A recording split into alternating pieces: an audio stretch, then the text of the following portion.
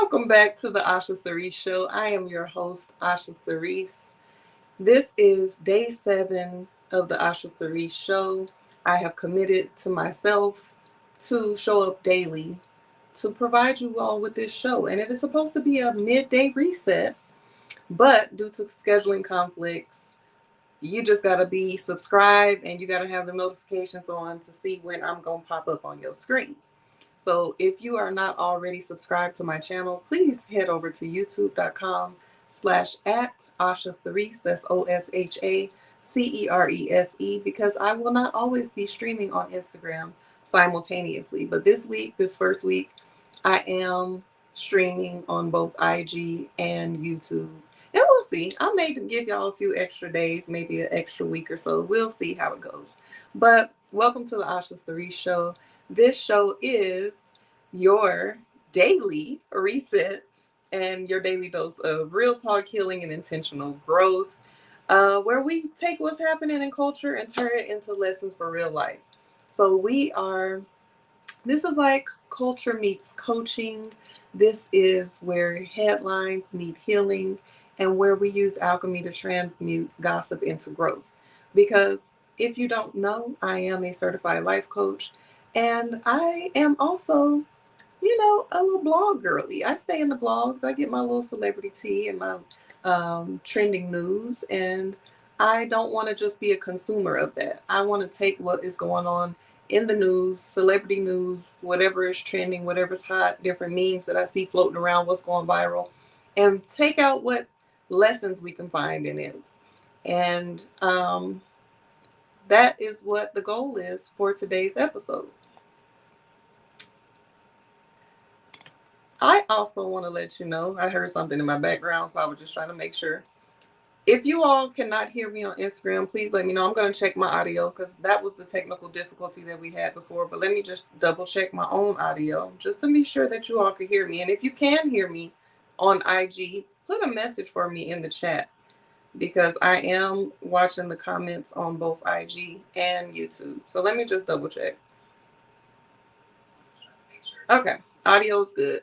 So if you are live watching this on Instagram, just let me know you're here with me. Give me a little shout out. But it sounds like the audio is good. But anyway, another update is that I'm on day 7 of my raw vegan and juice cleanse. So this is the juice of the day.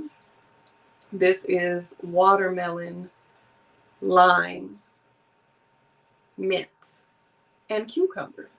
Watermelon, lime, mint, and cucumber. Very refreshing, very cleansing to the palate. And this is a seeded watermelon.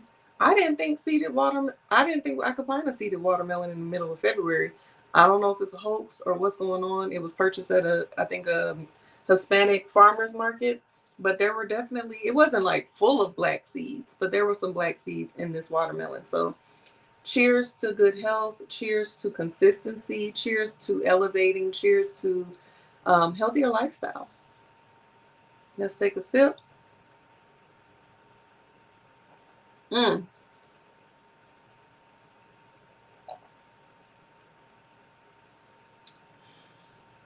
That is so refreshing, y'all.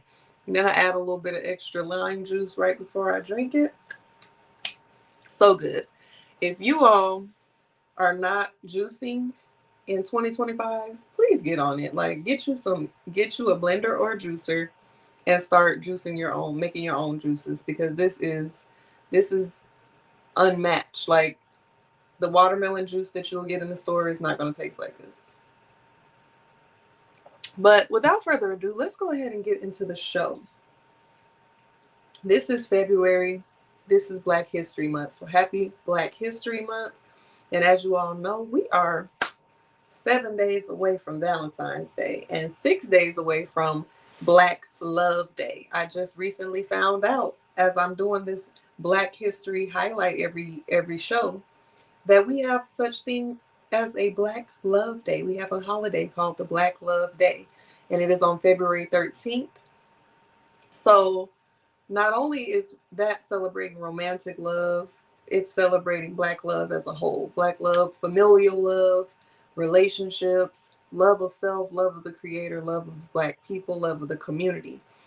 And so I have been highlighting not only Black history every show, but Black history as it relates to Black love. And when I initially started on the first, I was feeling like every highlight or spotlight was going to be about Black love, Black romance. But I have since decided, since finding out about Black Love Day and that it has 5 different tenets, I want to talk about love of multiple kinds.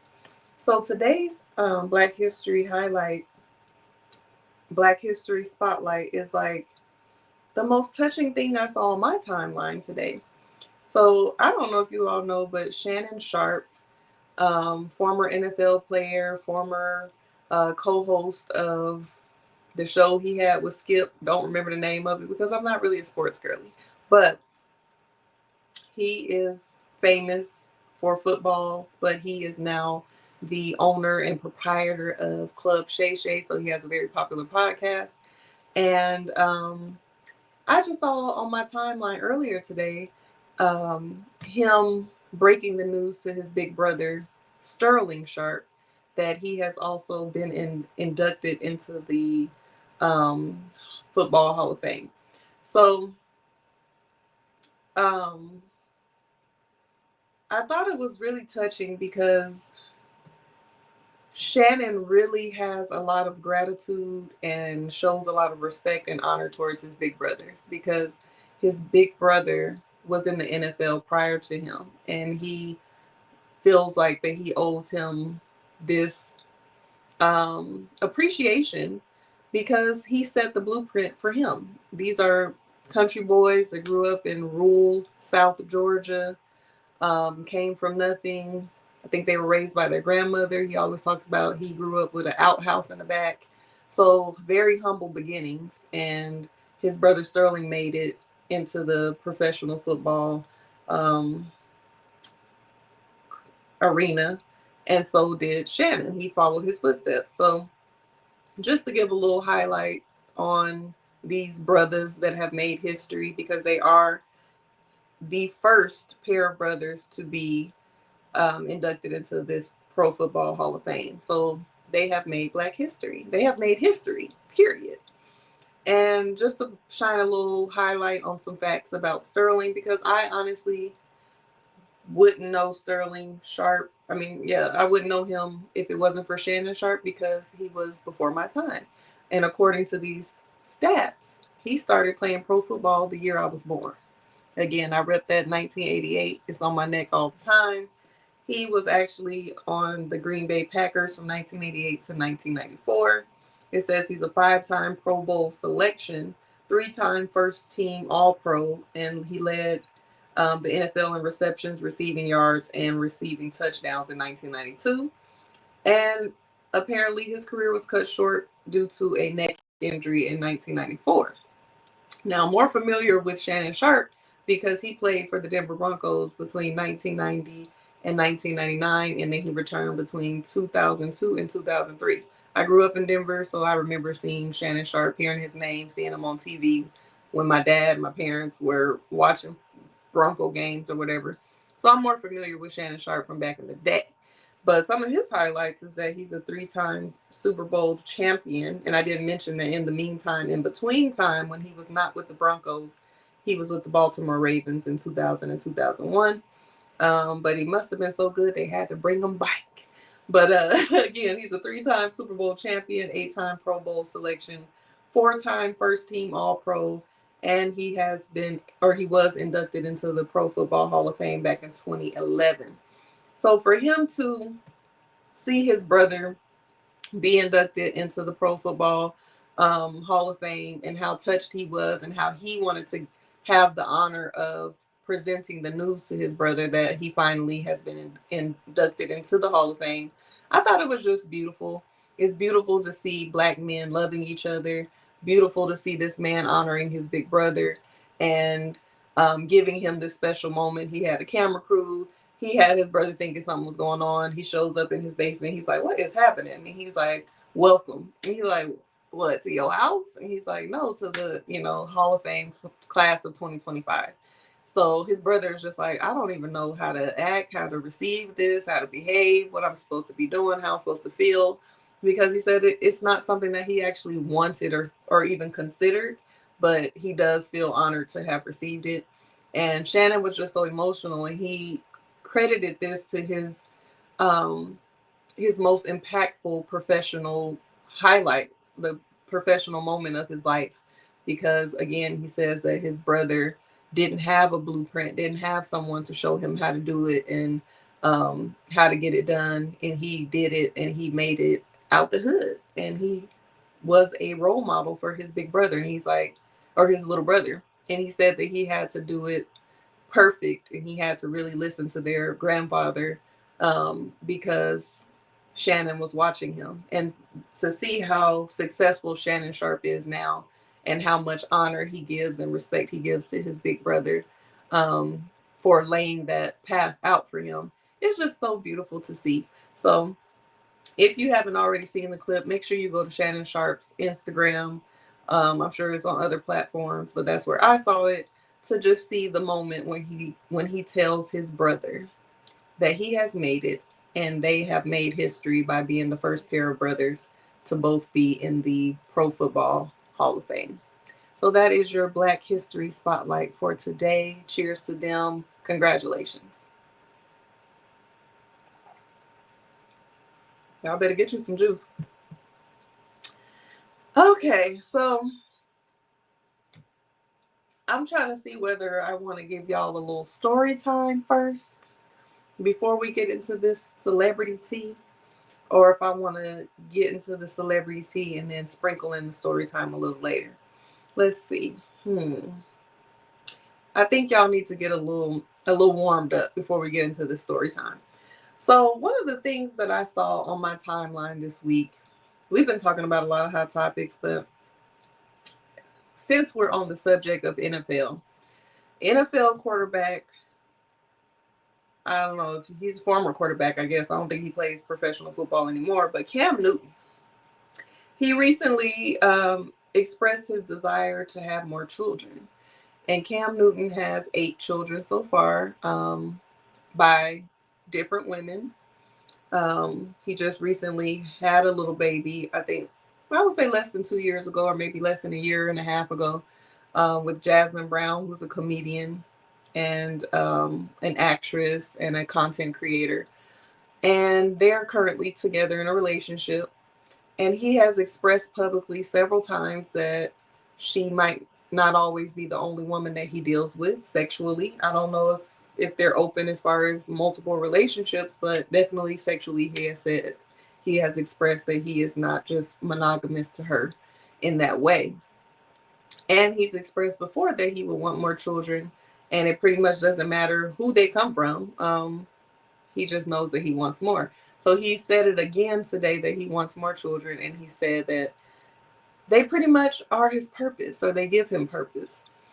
And on the same clip of him saying that, this particular blog posted another recent viral moment that he had, where he was basically saying that since he hasn't been in the NFL, he hasn't been bringing in the same amount of money. He hasn't been bringing in that NFL money. And it's somewhat weighing on him because he does have so many children and he doesn't want to not be able to provide for them in the same way that he was able to before. So a lot of people, reference that clip once he's saying that he wants more children and he feels like it's his purpose. And some of the other comments were saying that if he was the primary caregiver of his children, then maybe he would have a different thought about it. I believe he has said before that he mainly has all his children, but I don't know, between him traveling and all the work that he has to do, I'm pretty sure that the mothers have them a lot of the time, if not the majority of the time. Someone else said children are not collectibles. Someone else said you need therapy, not more children. And even saying that, your children should not be your source of purpose. And people are also criticizing him for creating more broken homes because they're considering broken homes being if you're not present at all time in a relationship with the mother or married, um, then basically you just have children at different houses, kind of like on some Nick Cannon type stuff, where you have multiple children in multiple houses and it's broken because you're not creating a family dynamic within the home. Um, when I look at Cam Newton, something in his eyes, even in that particular clip that just went viral with him saying that he wants more children, he looks a little sad in the eyes to me. I don't know if it's, I don't want to diagnose him or put any project anything on him or whatever, but just for conversation's sake, I don't know if it's depression, due to not being able to play the sport that he's always loved, um, because at one point he probably felt like football was his purpose. But now that he's not playing football and he's pretty much primarily doing his podcasting with Freaky Fridays, doing other things. I know he has a foundation working with children. He has other avenues. He has a cigar lounge or some type of lounge somewhere here in Atlanta, downtown Atlanta.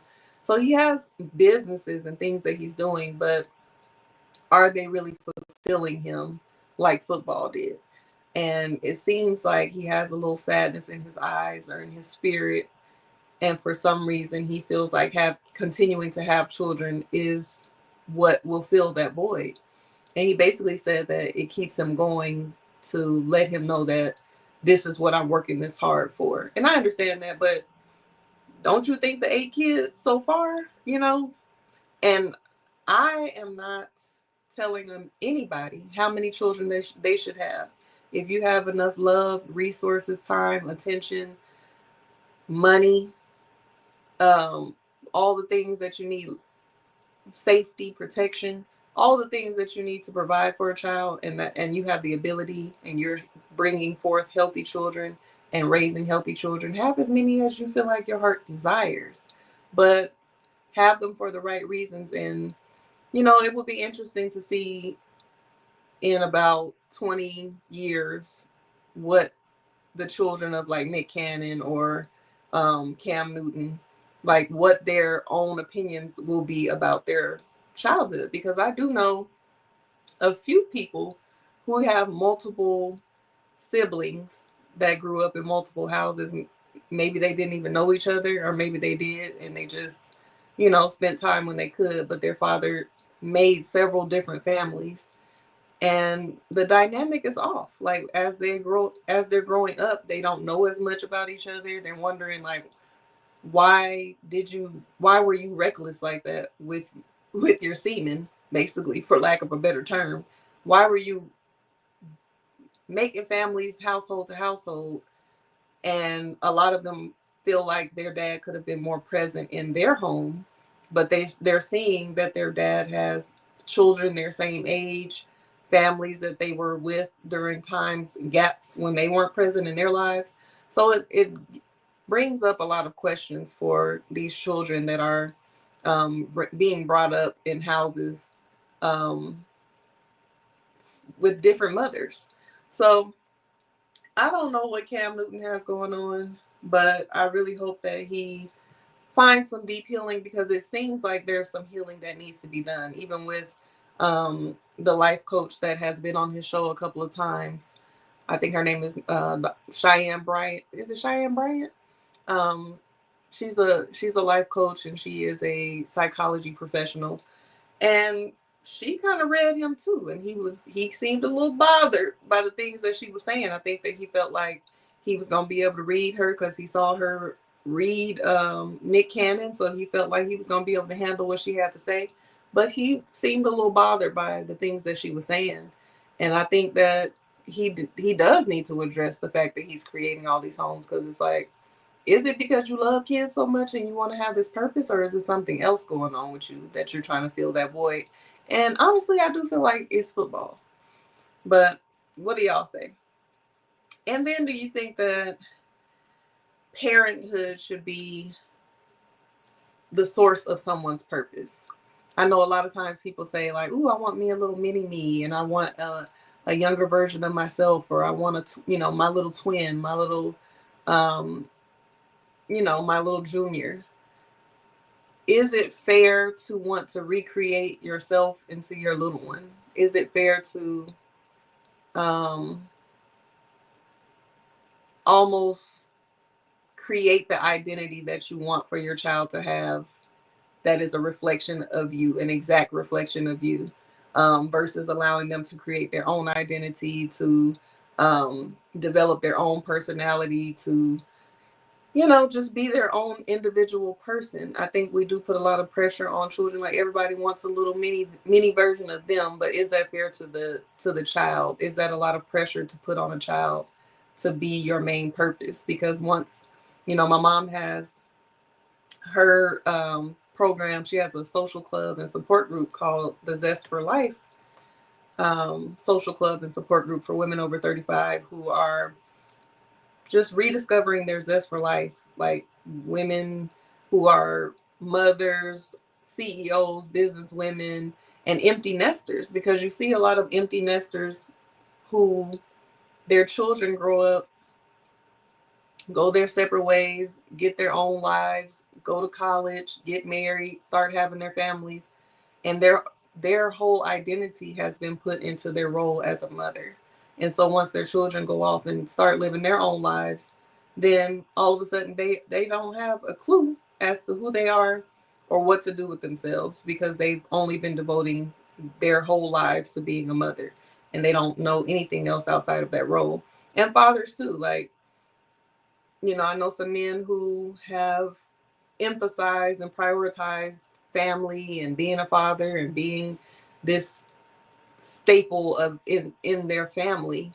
And then when people go their separate ways and are building their own lives, they're stuck like, where is everybody? Why aren't we all together? Why aren't we doing X, Y, and Z together? But everybody has branched off into their own thing. So what is it that you're doing to fulfill yourself?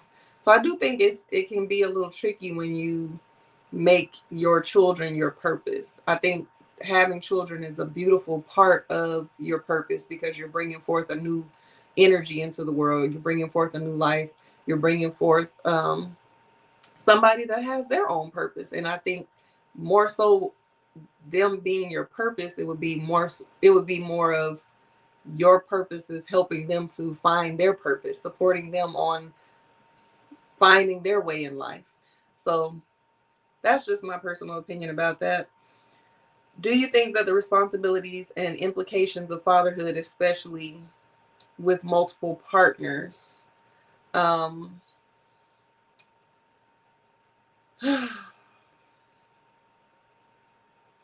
I think that when you start having multiple partners, it starts to get tricky when it comes to fatherhood and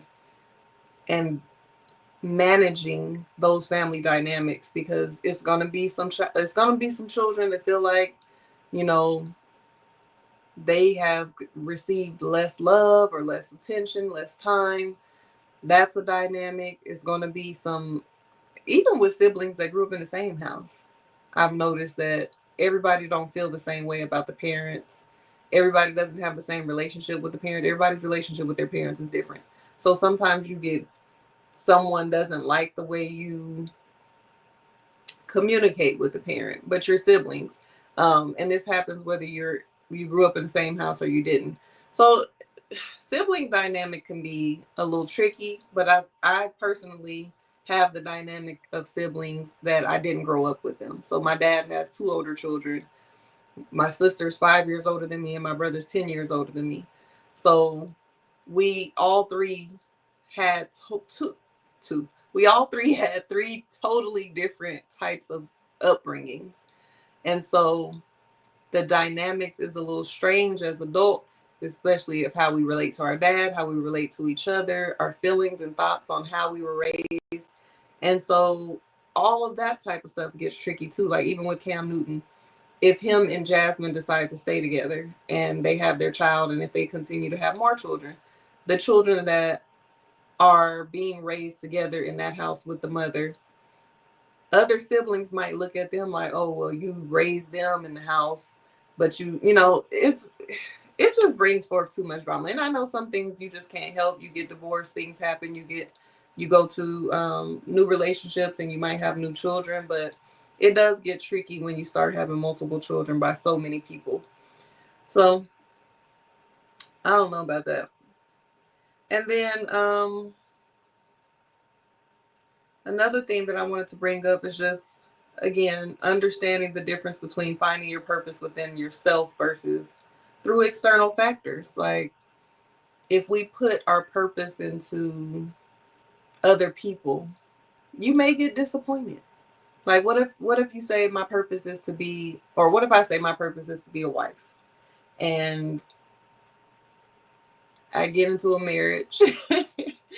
I've been in a marriage and it wasn't the best. There was some beautiful parts of it, and then there was some very toxic parts of it. But imagine if that was my purpose, and then, and let me just reflect. Let me just do a little self reflection, because maybe as a young girl, I did feel like my purpose was to be married and to have children. I definitely wanted to have wanted to be a mother since I was a little girl. So that was a part of my purpose for me. And I did not even really know myself at the time that I got married. I got married at 22 years old to the man that I was with off and on from age 16. So when was I going to be able to figure out who I am, what my actual purpose is in life? So then once I got into this marriage and this relationship, and I'm prioritizing my marriage. There is no more dreaming and thinking of, I want this and I look forward to having this and these are my goals. It was like, we need to do this and this will be great for us. And how does this, you know, how does this sound to you? You have to collaborate on everything when you're in a marriage. So as far as I felt at that point, there was no individuality. There was no individual goals. There were a few, but they were put on the back burner because it was like the marriage and then what my husband wanted. What are your goals? How can I support you on yours?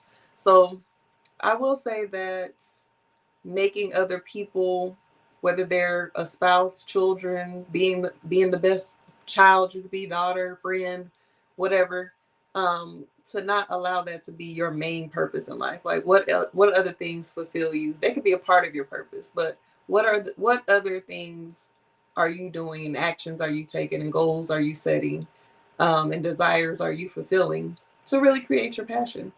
And so I hope that Cam Newton, if I am right about it, if football has always been his passion and now there's a boy, so he feels like having multiple children will feel that. I hope that he's able to um, find a new purpose or something else that is just as fulfilling as the football has been to him. Because maybe it's not the podcasting, maybe it's not the foundation, maybe it's not the club or the lounge that he has. Maybe it's something else that he um, just hasn't discovered yet. And everybody is on a self discovery journey. So, and things change that as we evolve, what we desire and want in life change as well. And maybe he's just going to stick with his purposes to have multiple children, and he continues to have them. And hopefully they're raised in a safe, happy, healthy, loving environment. So, cheers to you. Cheers to fatherhood. Cheers to fertility. Y'all tell me what you think. Again, this juice is watermelon, cucumber, mint, and lime. 7 days in to juice and raw vegan. And let me tell y'all what I've been eating, because I forgot to mention some of the things that I've been eating. I know I updated y'all on the first few days. I made this amazing collard green wrap, walnut meat with a little bit of mushroom in there, um, shredded carrots, red cabbage or purple cabbage. Um, what else? Massage seasoned kale. I might have told y'all about this because I feel like I remember saying the massage kale, but I'm gonna tell you again. Massage kale, marinated jerk mushrooms, a tahini dressing, and what else is in that thing? Because it was so good. Avocados. That was good. Yesterday I made some pasta with walnut meat, zucchini noodles, zoodles, and I made like an avocado. Was it avocado? It wasn't. I didn't have any avocado, so it was like a hummus pesto with basil. I have some parsley in there, some dill fresh, hummus, a little bit of almond milk, some spices, cumin, paprika, a little chili powder. Did I put chili powder in it? No, chili powder with the walnut meat. Cumin, a little lemon juice, some sea salt, red pepper flakes, and something else went in it, but delicious. Put a little olives, some cherry tomatoes on there. So if you have not tried a raw vegan and juice cleanse, y'all need to just go ahead and try it, because do I look like I'm glowing? I feel like I'm glowing a little bit. It's working. But anywho, let's get into a little story time before I go into the final little celebrity tea topic. So again, y'all, I'm a life coach. I'm also your dream doula, a content strategist. I'm a dream doula because I support you on birthing your ideas into reality, whether that's with life, love, or career. Just get you a strategy session and we're going to work it out. And I'm also an event curator. Part of my events are singles, mixers, and speed dating events. And I am actually growing a community right now called the Intentional Love Collective. So if you are an intentional lover, a hopeful, romantic, and you're looking to date and find love in 2025, you're tired of the apps because they're not as personal as you would like, or you're tired of showing up to events that are whack because you're not attracted to anybody, you need to be on the Intentional Love Collective database, because this is what I'm growing to be able to curate some events for you where you show up and you're actually attracted to the people there. You actually have shared values and interests with the people there, because I have taken the database and I have matched you based on what you have told me and what you have shared with me, and I can be able to invite people based on shared interest and attraction. And I'm telling you all this to tell you, not only do I support people on finding love, I'm an intentional dater as well. And the reason I'm creating these things, these events, this database, this community, is because it is a little interesting out here in these dating streets. I'm not gonna yai. I'm not gonna yai. It's a little interesting out here in these dating streets. And I'm good for a good story time. So I'm gonna just go ahead and let y'all know one of the latest. Mm-mm-mm. I'm on Facebook dating. Facebook dating is kind of popping right now when it comes to like a multitude of people that you're physically attracted to. I'm gonna just speak for myself, because sometimes I can go hours scrolling through. Not, I ain't gonna say hours, like I'd be on the app for hours, but I can go several times, several scrolls looking through an app and not match one time, because the first thing I'm looking for is attraction. The second thing I'm looking for is what your bio says and what, you know, interests we have in common. And so Facebook dating has been I've been getting more matches than I would on like a Hinge or something. And so I matched with this one guy. I'm pretty sure that we've matched before, because I recognized him once I matched with him. And I should have known. I think my antennas did start coming, started poking out, but I was just kind of letting shit slide. So the first thing he says after we match is, let's just go ahead and get married. So I made a little jokey joke, and I'm just like, damn, you don't even know if I'm crazy or not yet. So he says something to the effect of, you know, I'm I think he said I don't think he said I don't care, but he was just like, he made mention that, or made reference like he was crazy too. And then he says, but our sex will be good though. So I ignored that, because to me that's a red flag when you start talking about sex too soon. I ignored that, didn't respond right away. He ended up texting me or messaging me the next day. And so I messaged him um, back, letting him know how my day was or whatever, just small talk, getting to know each other. He asked me, was I dating seriously or was I just dating for fun or something like that? And I was like, I'm dating intentionally, you. So that right there, when I look back based on what I know now, he was trying to see in what way he should come at me. If I would have said, "Oh, I'm just dating for fun," then he would have been on some "I'm dating for fun" too. But since I said I was dating intentionally, he matched that energy. And he, went back and forth with the small talk. He said that he he said that he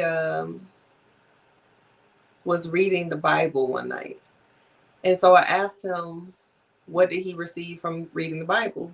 And there was some other conversation in there as well. But he basically skipped over he answered every question that I asked except for that one. So, long story short, it was a lot of things that were like discrepancies in the conversation, but it wasn't big enough for me to be like, okay, blocked. So he ended up asking me for my number. I gave him the number. Um, he sent me his number. I text him and he never texts back. So the next day he's like, "Oh, did you get busy or did somebody else catch your eye?" And I was like, "Unless you gave me the wrong number, I did text you."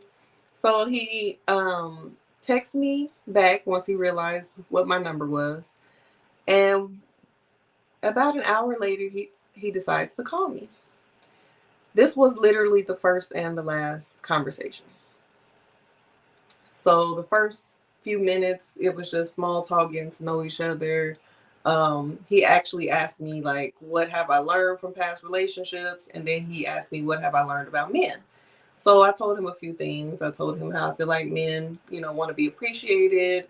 A few other things that you would have to be privy to if we was on the phone with each other. But um, the conversation was going all right, but I didn't really like how he was coming at me. His answers was giving,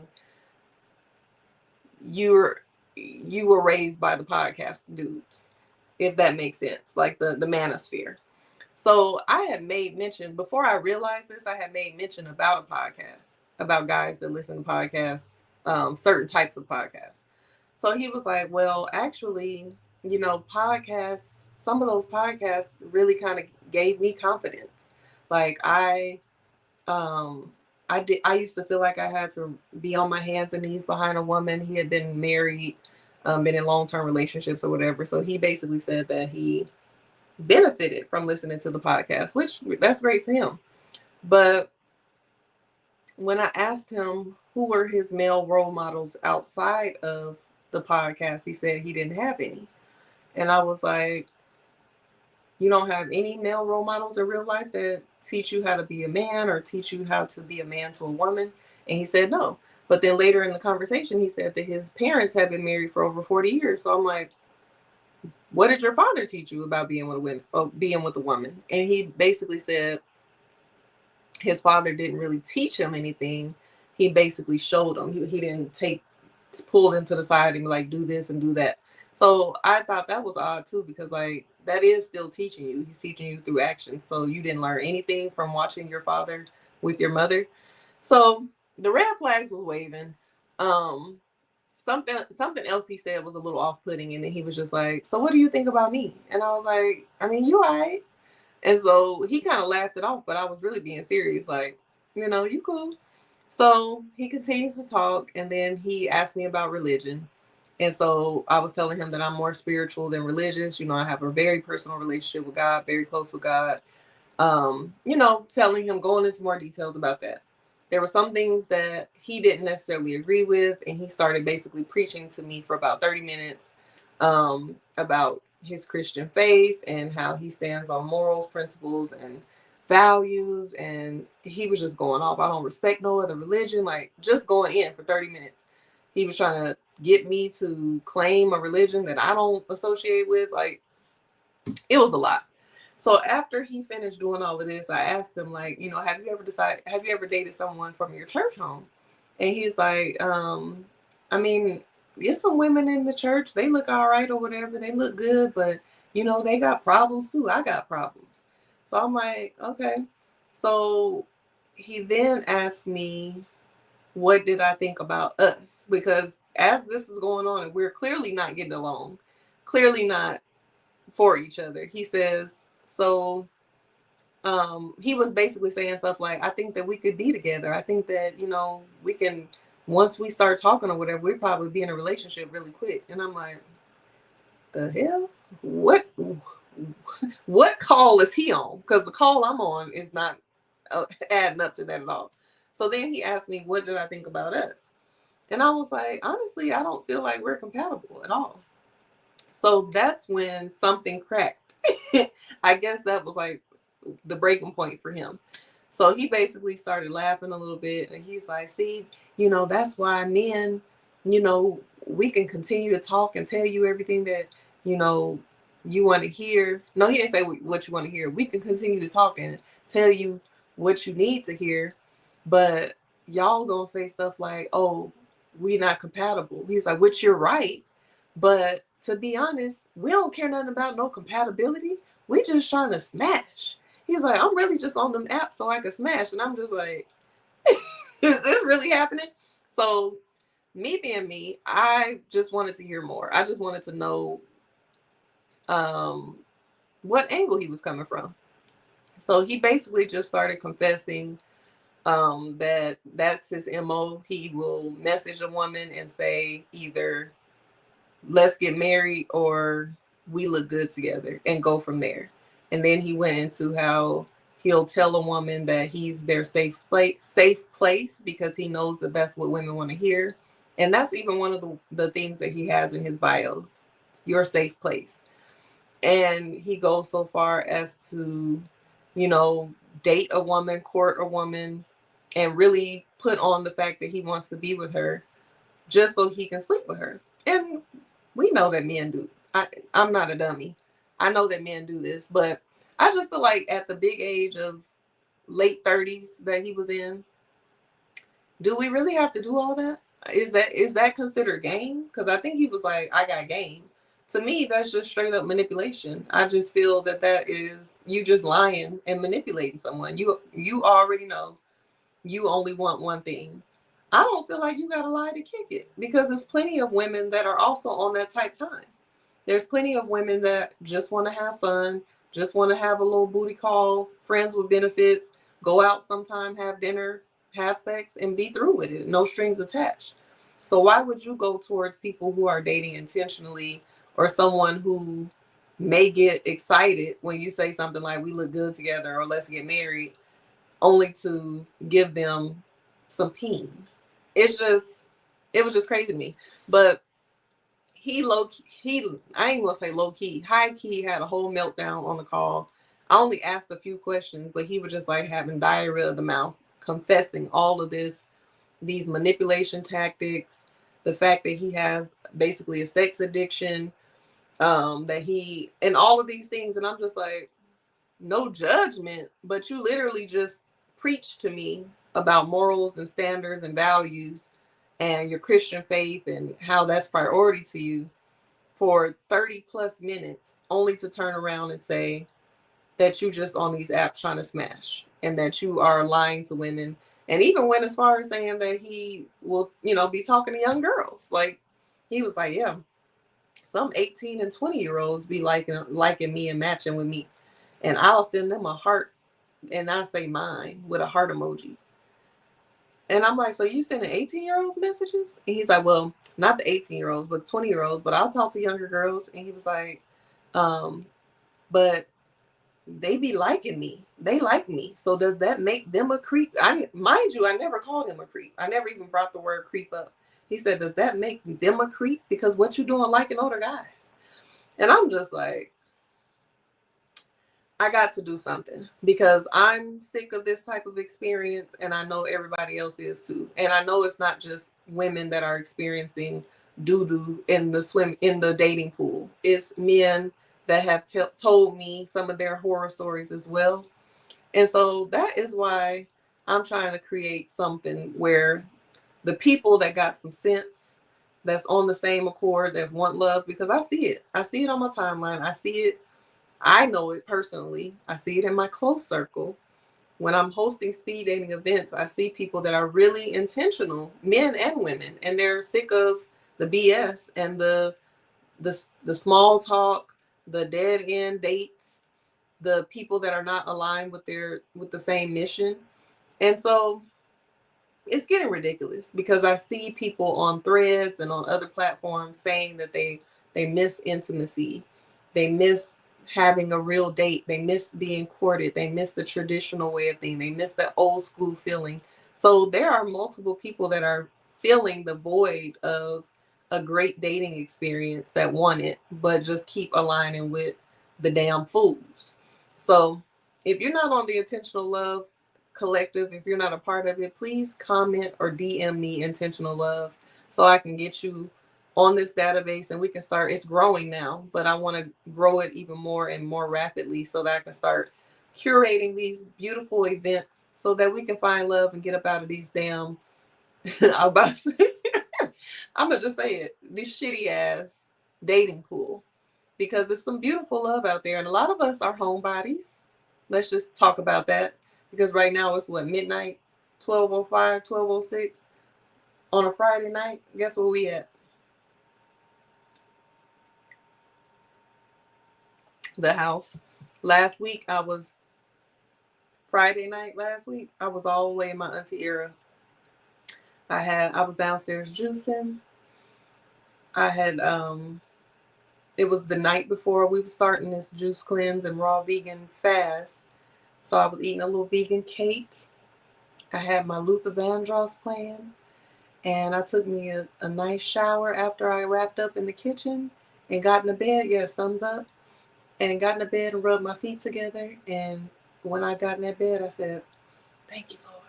So the homebodies have been homebodying. Not just because it's winter. A lot of us just feel comfortable in our homes. Men and women. A lot of men that I talk to that are good men, that are attractive, that have the qualities of what women are looking for. And I ask them, where y'all be at? They be like, we be at the house. Now, they will say that they may go to the gym, go to work, or maybe they own their own business or they're self-employed, so they don't necessarily have to go to a 9 to 5. But they're going to the grocery store, going to the gym, going back home.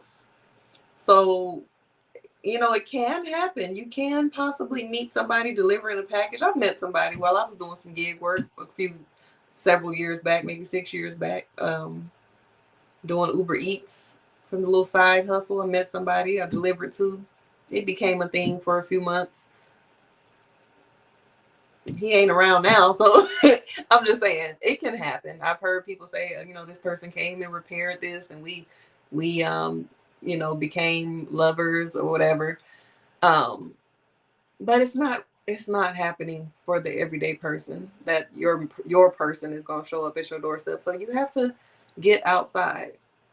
And everybody don't want to be in nobody's club, sweating, arm to arm, elbow to elbow, cigar smoke in your hair, hookah smoke in your throat, drinks spilling on the floor, dodging bullets and punches.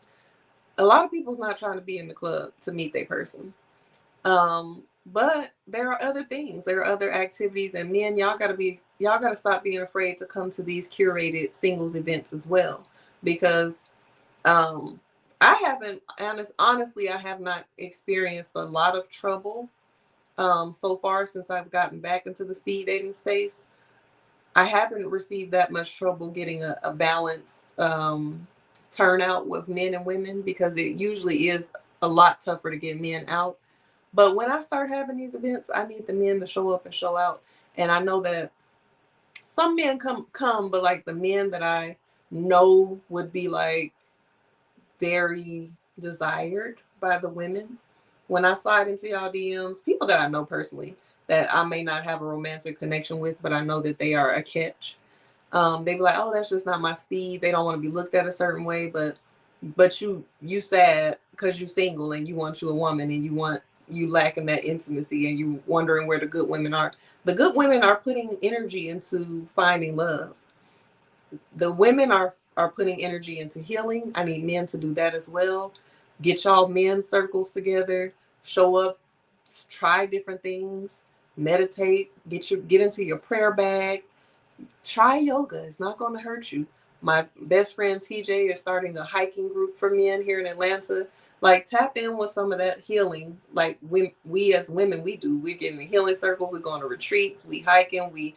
We have community. So I need y'all men to jump on board with getting your healing, getting community, brotherhood, all of that, and also to put that energy into finding love as well. Not just going out to the club, not just going to the bar, going to events that are literally curated for singles, because women, it's not just dusty bottom of the barrel women that's showing up trying to find love. It's really good quality women that are like, let me try something new. Let me sign up for the speed dating event. Let me sign up for the singles mixer and see what's out here. And y'all worried about how y'all gonna look. You gonna look like a man that knows where the women are. You better show up.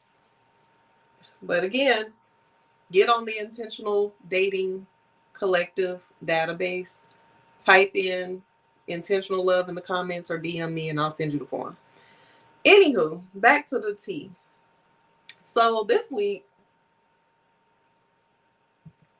I've been seeing a lot of headlines with JT from City Girls and her man, Lil Uzi Vert. And we all know that their little relationship timeline, I ain't gonna put little on it. Their relationship timeline goes as this. So 2019, there was rumors circulating about their relationship. A gossip site kind of hinted that JT and Uzi were set to become an it couple. Around this time, Uzi shared a post on Instagram stories indicating that they were spending time together. August of 2020, during an interview at the Breakfast Club, JT was asked about her relationship with Uzi, which further fueled public interest. In June, I believe they went public in 2021, but according to these notes, 2023 in June, it confirmed that they were together, or they were still together. So I guess there was a little trouble in paradise between 21 and 23, but they confirmed that they were still together, and they still together in 2025. So the thing that they've been going on these blogs about this week, or getting some viral attention about, is because they have seemingly two different types of styles. So JT is a former member of the City Girls out of Miami, her and Young Miami, aka Carisha, or Carisha, aka Young Miami, however way you want to flip it. They are the City Girls, so they come from Miami. They kind of compared themselves to like Young Miami being like a young Trina, JT being like a young Jackie O. So they're baddies. They kind of rap about scamming and getting money and popping P, the huge. Um, and they have a certain image that they had while they were in a group. And then JT went to prison for a little while for scamming. But when she came out, I guess she didn't really have time to show us what her individual image was outside of City Girls and then her prison sentence. So a lot of people are saying that her and Uzi don't match. Their aesthetics don't match, because Uzi is very much emo, goth, rock star, very, very non-traditional when it comes to a rap image. But these days, the rappers do kind of be a little different. Like, it started off when we started seeing rappers have always been different. Now that I think about it, like, you'll see some, there's a baseline of what we think when we hear a rapper, like a hood dude or a thug, baggy pants, or the latest hip hop trending outfits or whatever. But then you have a little bit of sprinkle of different in there, whether it's like a MC Hammer wearing hammer pants and dancing, or who else came out and was wild? I don't know. Y'all know is what's his name? The Humpty Dance with Tupac and them. What is the name of that group? Now I ain't gonna be able to not. Underground. What is it? Digital Underground. Yeah. So there's different people in hip hop that have different type of images. Now you see rappers, they're painting their nails, they're more into fashion, they want to be on Fashion Week. Some of them, are doing gimmicky type stuff. So I'm saying that he's like a non-traditional type of rapper, but these new dudes are kind of coming a little different.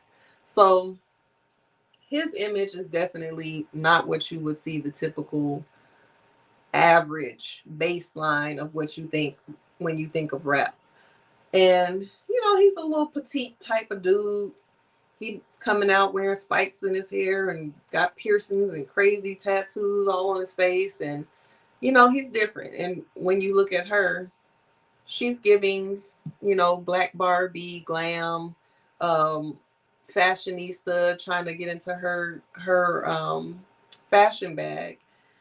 And so it does look a little, like opposites attract, but that's what they say, right? So do you believe that opposites attract, or do you feel like people should match each other's fly? And then a lot of people are saying that JT is kind of wavering and changing her image to match more of an emo goth look like Uzi. But who knows? She might have went through an emo phase when she was in middle school, and she might naturally be that type of woman. We don't know this girl in real life. So this is similar to what I was talking about yesterday when we said Alexis Sky admitted that she basically changed her image to a Christian image to appease a man. And now people are saying the same thing about JT, that she's changing into a goth look to appease Uzi. What do y'all think? I don't know. Emo city girl. That's what they calling her. I don't know.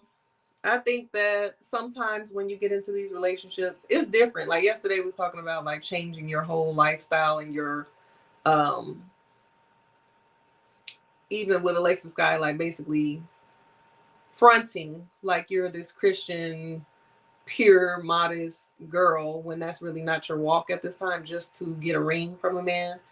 I think that's a little different than maybe changing your look or your style to kind of match your man's fly. Um, because sometimes that just naturally happens. And hopefully when you're matching somebody's fly, it's an upgrade and not a downgrade. Because that, yes, this is live. I'm live right now reading your message, KP. You got a comment you want to add? Please do. But sometimes you can get with somebody and you fuck around and match their fly and you look like a damn fly and you not fly, because I experienced that myself. I'm not gonna lie. I'm not gonna lie. I love a good story time, so I'm not gonna say specifically the timeline of this relationship, but a relationship that I was in, this man, I'm 5'9.5", wear heels all the time, so that means I'm gonna be 6'2", 6'3", sometimes 6'1.5", whatever, depending on how tall the heel is.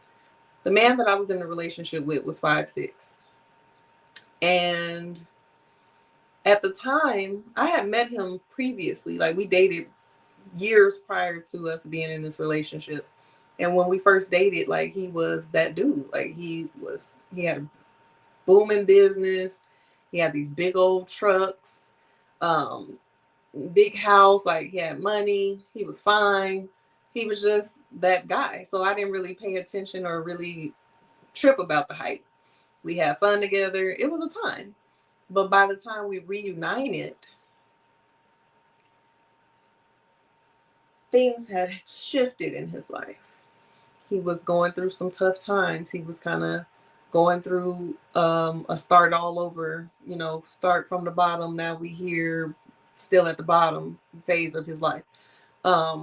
He had aged because he was already a lot older than me. When I first met him, I was very young. I was legal, but I was young, and he was maybe 12 years older than me. So by the time we met up again, maybe 5-7 years later, he had aged quite a bit. So he wasn't as fine as he once was, but he was still handsome. But things had changed. Um, he was just going through a lot. But I was going through a lot too, and I was healing from something, and he ended up showing up in my life right at the time where I was in a transitional spot of my life. And I had to make a choice to kind of like just keep going on this path and, um, you know, hey, it was nice to see you again, but I'm still over here, which what I should have took that road to heal. I ain't gonna say should have, because everything happens for a reason. Everything is gonna contribute to your growth. But I didn't take that road, that route. I went with him, and it was too soon. Like, I was not in a position to be in a relationship, but it was almost one of those things where it was like, damn, it's so good. It's too good to be true. These are all the things that I wanted from this relationship, and now you're here presenting it to me later to find out that it was one of those things where I was telling too much of my damn business, and he became the person that I was looking for because he took notes and he used all of that as a blueprint. Yeah. So, anywho, I ended up getting with him because there were so many things that I felt connected to him about. And we were both, it was basically like a trauma bond because we were both going through things at the same time. So, anyway,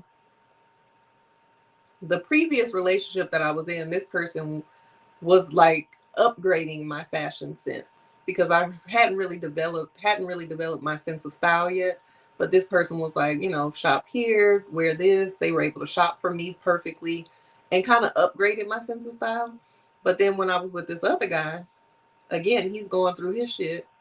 He's not really dressing up every day. He's low key looking bummy as hell, actually. Um, and I'm just accepting him because that's where he's at in his life, and whatever. And then when we met, it was like the end of fall, so you go through your little winter blues where I never really used to embrace winter. I kind of would hibernate during the winter, not really want to invest in a lot of fashion for winter. A lot of people love winter because they can put that shit on, layers, coats, jackets, fly shit, boots, and all of that. But I wasn't really into that, so I was kind of like ended up matching his matching his fly, which was fucking bummy. So when I look back on some of the pictures from that relationship, I'm like, damn, I look fucking bummy because he was looking bummy. So it was almost like instead of me just wearing what I would normally wear and showing up, as my best self, I'm not trying to outshine you or outdress you. And then that's just not how you should be, because you mess around and lose yourself trying to. But at the time, I didn't know myself. I was lost. But you can lose yourself trying not to outshine a partner. And then what made it even worse is that he was kind of low key dimming my light or trying to, because again, I mentioned our height. He's 5'6", I'm 5'9.5" without heels. One time we were getting ready to go out. I'm getting dressed in the mirror, and I had on my heels already. I'm doing my little finishing touches. He walked in the bathroom. I think he came to like right here. So he's like, oh no, you can't wear them heels. So that was a moment where I knew like this ain't gonna work, because if I have to sacrifice the fashion that I want to wear to make you feel good because you're short, this ain't gonna work. But that's not why we broke up, y'all. But I'm just saying, you can get with someone and end up matching them and downgrading your look. I remember I went and bought a whole bunch of flat boots, where normally I would wear boots with heels. But I was like, let me go get me some flat boots so I can still kind of look cute, but not be taller than him. All of that type of shit. What do y'all think? Should you should you surround your fashion sense by what your partner can keep up with? That's the question I'm going to ask. Or if you're the person with the greater fashion sense, do you keep on putting that shit on and try to put them on to what you have going on?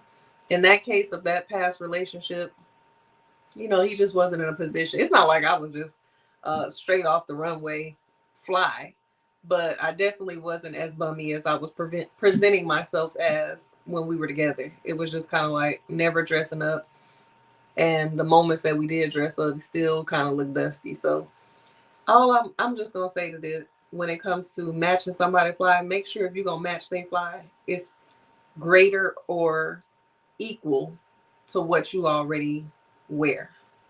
Do not downgrade yourself trying to match somebody's bummy ass fly. But anyway, I'm saying all this to say, I don't think if JT is kind of switching up her style a little bit to kind of match her man, I don't think it's a bad thing because she can pull off the golf look too. Um, I don't think it would make her fake or inauthentic to kind of match his style in that way. Only if she's changing her whole personality and being weird on some trying to be exactly like him, then of course, then that would be doing too much. Um, but we don't judge other people, other couples for that type of stuff. Like even with Rihanna and ASAP Rocky, I feel like they both are known for their fashion sense, but you can tell that they definitely inspire each other even more as a couple. I talked about Kanye West and his wife Bianca Censori earlier this week with her antics on the red carpet at the Grammys with her invisible dress that he designed or whoever designed it. He said they had to get it tailored 6 times. But everybody that Kanye West gets with, he creates them, he chooses them to be his muse, and they allow it. And so he styles them and he creates a whole thing with just their image. You've seen it with Amber Rose. Amber Rose said that she was told to just be seen and not heard, so she had something else going on. You've seen it with Kim Kardashian, and Kim still kind of utilizes some of the things that she got from Kanye in her style now. She switched up a little bit, but she still, you know, she got some pointers from Kanye West. And then now with Bianca, we see her, she's like his Barbie doll. Now everybody's saying that she needs to blink twice. I don't know what they got going on, but if she needs help, I'm sure she'll be able to find it. But anyway, I want y'all to let me know what y'all think about couples switching up their style to match each other. And then even with the whole outside of the style, people don't really understand JT and Lil Uzi Vert's relationship, but she put emphasis on it today that they've been together for 5 years. So what we look at and see, like, what does she see in him? We don't know because we don't know how these folks are behind closed doors. I know one thing, she's always speaking highly about how he takes care of her. He's got her in a house. He loves on her.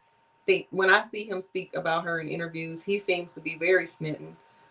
I've seen them on romantic dates. I think she said that he's a provider, and whatever it is that they have going on with their relationship, something they like about each other is drawing them to be together for more than 5 years. So stay out of folks' relationships because whatever it is, she like it, and so does he. And sometimes it's not all about the looks and the aesthetics because everybody's not gonna be everybody's type. But some people don't date for physical appearance or aesthetics or how we look together. Some people date because they're shared values and interests and something about him she loves. Do you all date based on physical appearance alone? Or let's say this, is physical attraction a necessity for you to fall in love with somebody and be in a relationship? Let me see what my notes say before we wrap up. But yes, embracing differences can lead to growth for sure and more enriched relationship experience. And that's something I'm working on too. Like, I love me a handsome man. I love me a handsome man. I love me a fine man. I ain't gonna lie. But when people hear that, it seems like they think that I just want a fine dummy or a fine asshole. Like, no, I want a good man with shared values of mine who I'm attracted to. But some people feel like attraction doesn't have to be on the table necessarily. People talking about get you somebody that's medium ugly. And some people, I've heard people that I know, women that I know, say that they like ugly men or they like men that are funny looking because they feel like those men treat them better. So that's them. Mm, that ain't me. I'm sorry. And I want to go back to because I see in my notes that I forgot to talk about a few things too. Um, when I was telling y'all my story time, I talked about the fact that there's doodoo in the dating pool with the storyline, but I also wanted to talk about the importance of vetting. So the reason why I brought that was the main reason why I brought that story time up as well is because imagine if I just kept the conversation at small talk and I decided to meet up with that man just based on the fact that we've been small talking in the app and he acted a fool like that in person, or say that I was in a compromising position where I went further than I intended to go, only to be bamboozled. So I think that I want to emphasize, not I think, I do want to emphasize the power of vetting. And I talk about this to not only women, but men too. I hear a lot of men that I know expressing their dating experiences to me where they're like, oh, I spent all this money on this woman and we went on this fancy date and she turned out to be like this. Or, I took this woman here and she switched it up on me. And I'm like, well, what was your process of getting to know her? And most often it's not very much. It's like, oh, we talked a couple times and then I invited her out.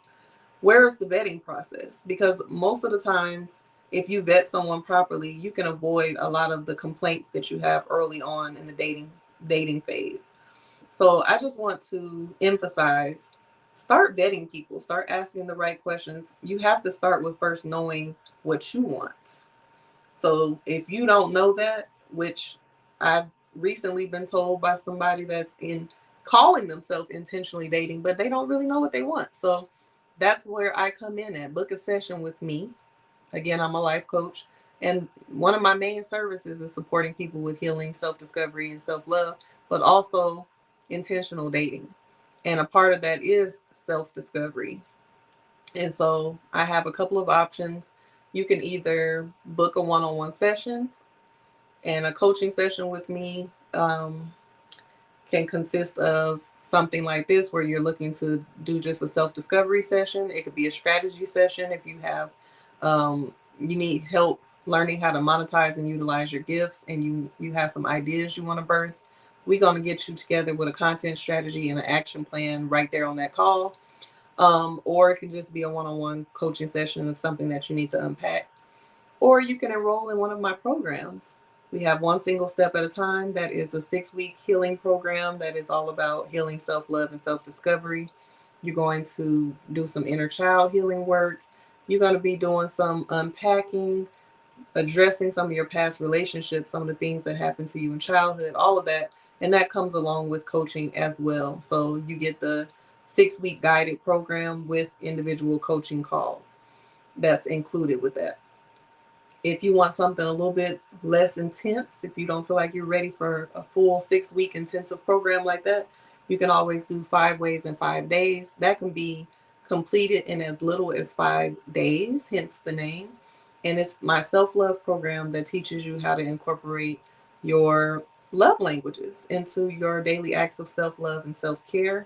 And it also shows you where your blockages are from giving and receiving love. So it's deep, it's guided, and it's self-paced. And it does come with one free coaching session.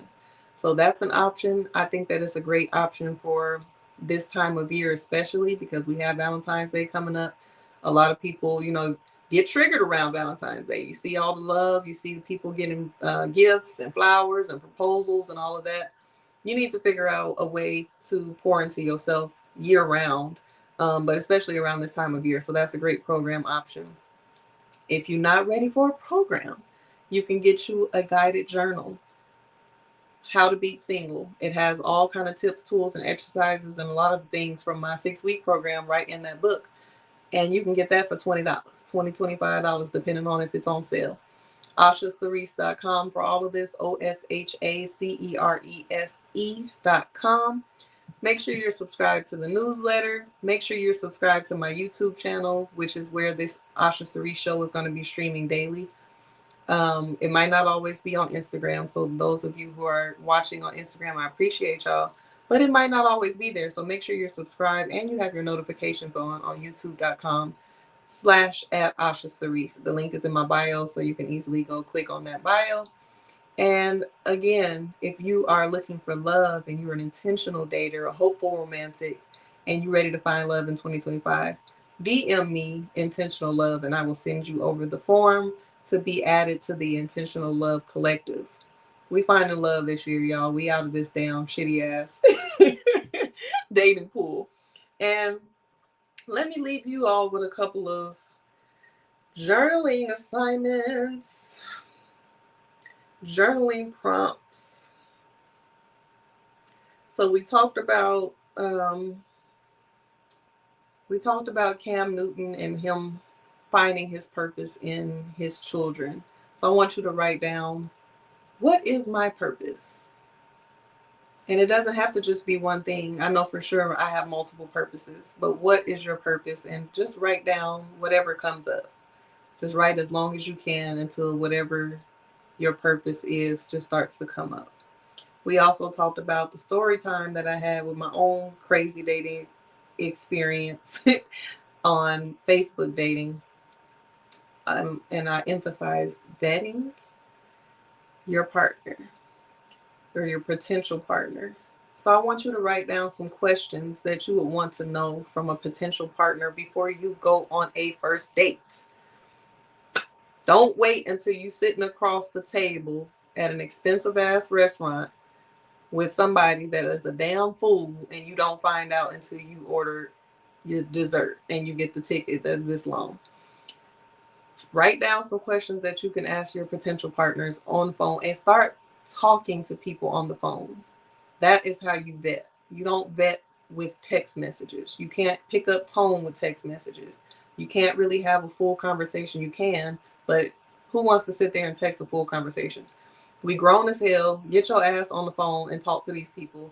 Start developing your communication skills. Stop being afraid to talk because you're going to have to talk to them when you meet them anyway. So get on the phone and start talking to these people. But I want you to be prepared and write down a few questions that you can ask to vet a potential partner before you go on a first date. And then we talked about changing your image. So I'm not even going to ask you to write about would you switch your image up to appease a partner. What is your image? What is your style? What is your personal style? Write about that. See what comes up.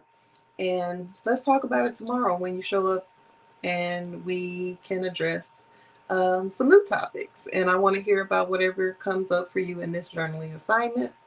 I appreciate y'all so much for tuning in. I appreciate my people on Instagram. I'm looking over here because that's where my Instagram screen is, where I can see comments and I can see everybody tuning in. So I appreciate y'all. I appreciate the people who watch live here on YouTube. I hope you all are subscribed. I can't tell on YouTube who's there. If they're my subscribers or somebody just seeing me live on YouTube, but make sure you click subscribe and turn on the notifications. I have had a long day, so I'm getting ready to go unwind and relax. I hope you all enjoyed this show. I gave you a little extra time, and I am so excited to be on this journey of showing up daily to talk to y'all, and I hope you're enjoying it. So tune in, subscribe, put on your notifications, and I will talk to y'all later. Good night.